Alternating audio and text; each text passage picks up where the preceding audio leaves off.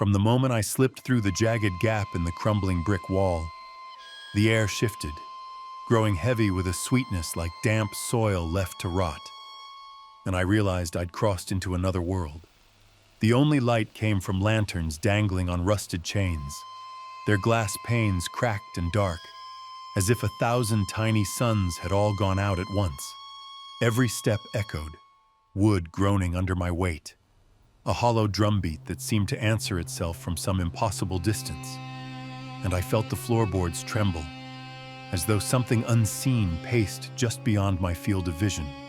The scent of wet clay and the sharp tang of old metal clawed at my nostrils, and a sudden drop in temperature made the hairs along my spine stand at attention. I could taste the cold, copper and fear, bitter on my tongue. In the silence between echoes, I thought I heard a whisper, faint as breath across my ear. But when I strained to listen, it dissolved into the hush. My lantern in hand was useless, its wick sodden, flame quenched long ago, and I felt along the walls until my fingers brushed damp stone, cool and slick, veins of mineral shining like wet bone. Somewhere deeper in the labyrinth, the chains rattled, as if pulled by a slow, deliberate hand, and the lanterns above me swayed. Though there was no breeze, my heart hammered, not from exertion but from something older, a primitive warning that I was not meant to be here. Yet I pressed on, drawn by a promise I couldn't articulate, a voice, perhaps, promising answers in the darkness.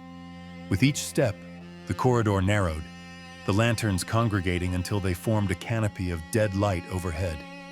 And I realized too late that I had passed a point of no return. The walls seemed to lean in, closing around me, and I wondered if I would emerge changed, or if I would simply dissolve into the shadows, another whisper lost among the extinguished lanterns. A thin sliver of moonlight slipped through a crack overhead, illuminating a single rusted lantern perched on a stone pedestal. Its pane shattered, but inside, a faint ember glowed, pulsing like a wounded heartbeat. I approached it, every breath tasting of damp clay and iron, and felt the air thicken around me, as though the lantern itself inhaled my heat. My fingers hovered over its cold metal frame, hesitant, remembering why I'd come, to reclaim what was lost here, to find the thread that tied my sister's disappearance to this maze of silent shadows. A distant echo of movement drew my attention. The floorboards groaned under a weight I could not see, and the tremor ran through my boots, crawling up my spine. I knelt, pressing my ear to the cracked stone beside the pedestal. Beneath the lantern's faint glow, I heard a soft tapping, deliberate yet hesitant, like someone rapping from the other side of a dream. My pulse surged. I had no lantern of my own, yet I could feel the ember's warmth radiating, guiding me deeper. With a trembling hand, I lifted the lantern, and its ember pulsed brighter, bathing the corridor in a sickly amber light. The walls, once smooth and unmarked, revealed scratches, letters carved in a spidery hand, half effaced by time and moisture. M-A-Y-A. The name of my sister, perhaps? Or a warning? A gust of frigid air snuffed the ember to darkness, plunging me into void. I gasped, the echo of my own voice snarling back at me. I struck the lantern's side against the stone, coaxing the ember to life once more. When light returned, the corridor had shifted. Piles of debris now blocked the path I'd just walked, forcing me to turn left into a narrower hall where the stale scent of rot and ozone stung my lungs. Each step was accompanied by a hollow groan, as though the labyrinth itself resented my intrusion. Ahead, a heavy wooden door stood slightly ajar, its surface carved with a single pulsing symbol, a ring of extinguished lanterns encircling a solitary flame. The ember in my palm flared in response, stark against the door's dark wood. I paused, breath caught between dread and determination, and pushed the door open. stepping into silence so profound it pressed against my eardrums like water. The whispering began again, but this time it felt closer, inside me, beneath my ribs, as though the labyrinth had found its way into my chest. The chamber's air was thick, as if every inhalation dragged a veil of dampness down my throat, and the ember's glow revealed walls slick with condensation, veins of mineral dripping slow rivulets onto the rough stone floor. The door behind me creaked shut without a touch, plunging me into a confined world lit only by the trembling lantern. My foot slipped on something soft and cold, a piece of fabric, frayed and familiar. I knelt, brushing away muck to uncover a small shoe, its leather cracked, the initials M.A. embossed on the sole. My breath caught. A low hum began, vibrating through the floor like a distant lullaby, and the ember beat in time, casting shadows that writhed against the walls. I pressed the shoe to my chest, its weight heavier than I expected, and taste of metal flooded my mouth. Memories unspooled. Maya's laugh drifting through summer dusk, her small hand in mine, our promises whispered under a fading sun. The memory slipped, leaving only ache. Then, from the far corner, a lantern flickered to life, though no breeze stirred. Its pale light fell on a carved niche where dozens of identical shoes lay in neat rows, each with different initials. A name. Too many names. And here, another shoe marked with my own initials, worn as if I too had wandered these halls before. Panic hammered in my ears, drowning the lullaby. I tried to rise, but the haste of my breath snapped the ember, quenching all light. Absolute darkness pressed in. I sensed the walls moving, tightening, a whisper from every corner. Maya. Maya. But also my name, lost in the same hush. I fumbled for the lantern, fear scorching my fingertips. The echo of footsteps, soft, deliberate, approached. There was no turning back now. The labyrinth had claimed me as it had claimed her. The door slammed behind me with a thud that rattled my teeth, and instantly the air grew colder, carrying the sharp tang of ozone and something sweetly metallic, like dried blood on rusted metal. Lanterns hung in concentric circles overhead, their glass panes opaque with grime, their chains humming a low, mournful song as though alive. In the center of the chamber lay a music box, its lacquered wood chipped and bleached by time. When I nudged it with a trembling finger, a warped lullaby crept out, each note dragging its feet in slow motion, echoing against the damp stone.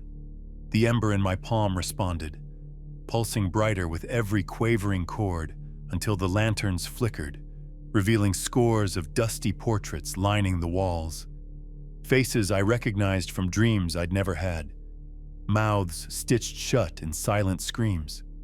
Beneath each portrait, a single shoe lay like a tombstone, one missing its pair, and I realized with a shock that the shoes matched the names carved earlier. Maya, Elise, Hendrik, and then my own. The lullaby stopped abruptly, and the silence tasted like ash. The walls seemed to breathe, inhaling the glow of my lantern, drawing me forward along a narrow passage slick with condensation and lined with peeling frescoes that portrayed my sister walking these corridors, eternally searching. With each step, the floorboards groaned as if warning me to turn back. But there was no retreat. Behind me, the door had vanished, replaced by an unbroken wall of stone so smooth it seemed impossible. The corridor forked ahead, two archways swallowing the gloom. From the left came the soft patter of water, a breath of moss and rot. From the right, a faint crackle, like embers snapping in a dying fire. The music box's final note lingered in my mind, begging a choice. Follow the echo of loss or pursue the spark of truth. My heart hammered, filling my ears with the sound of my own blood. But I understood then that this labyrinth demanded more than footsteps. It demanded surrender of who I had been. Clutching the music box to my chest, I took the left path into darkness, the whisper of my own name trailing behind me like an accusation. The passage narrowed further, the drip-drip of water morphing into a steady pulse that vibrated beneath my boots, and the air grew so damp it clung to my skin like a second layer. Every step sent ripples across shallow puddles, each one reflecting lanterns that hovered mere inches above the water, their pale glimmers dancing across the low ceiling in a wavering, hypnotic ballet. The scent of wet moss and decaying leaves was thick in my nostrils, and in a moment of vertigo I thought I saw strands of kelp drifting down from the stone walls, though the labyrinth was far from any ocean.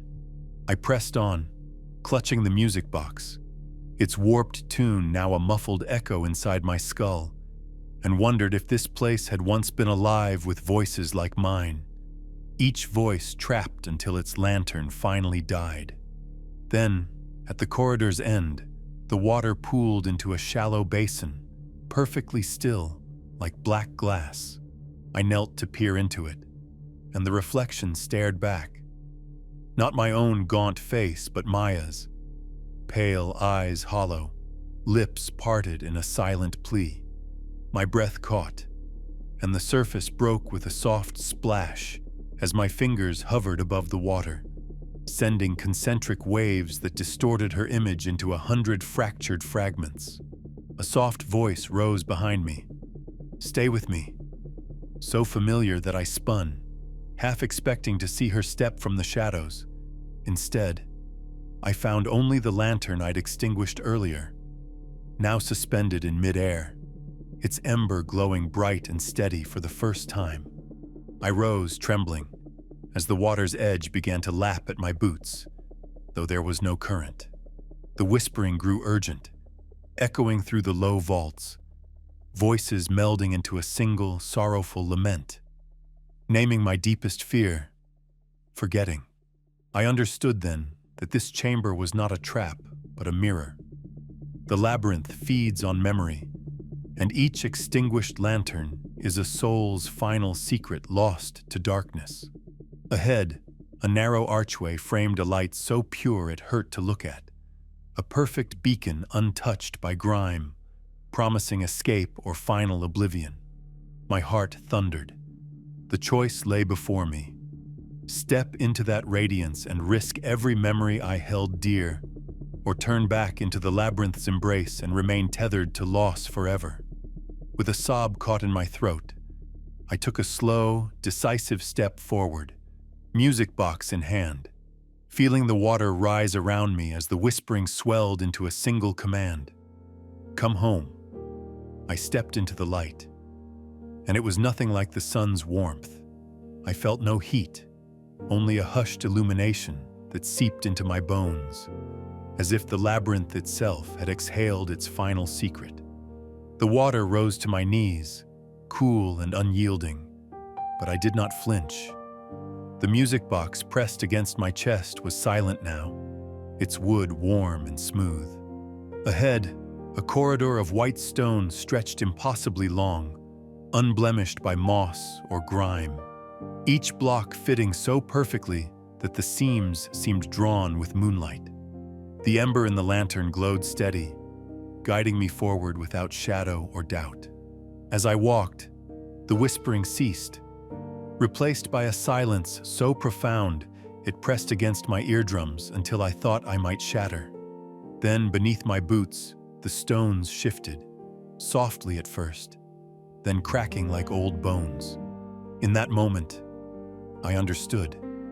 The labyrinth was not a place but a mirror of memory, a vault that held every fragment of my past in lantern-lit halls.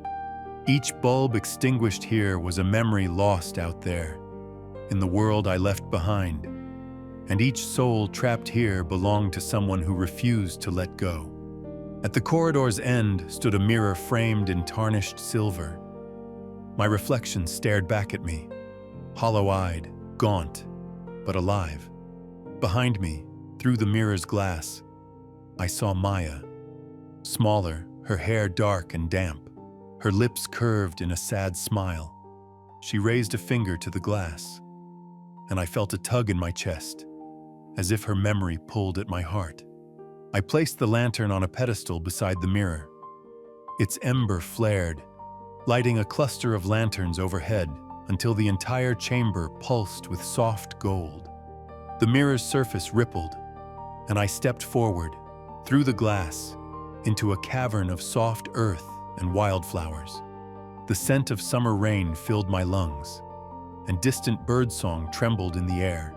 Maya stood at the tunnel's mouth, eyes bright with recognition. I reached for her, but the ground trembled once more, and she dissolved into petals carried away by a breeze I could not feel. The path behind me sealed with stone, and I knew I had crossed the point of no return. In that instant, I understood who I had been, a brother consumed by loss and guilt, chasing shadows through endless halls. And I realized who I could become, someone who carries her memory lightly, allowing it to guide rather than imprison.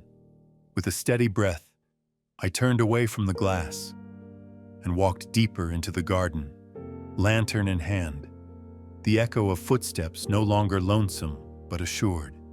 If you've felt the weight of a memory that won't let you go, know that sometimes the bravest step is into the light of what remains. If this journey through the labyrinth of extinguished lanterns spoke to you, please light up that like button and subscribe to WhisperTales for more tales that will guide you through the shadows of your own mind.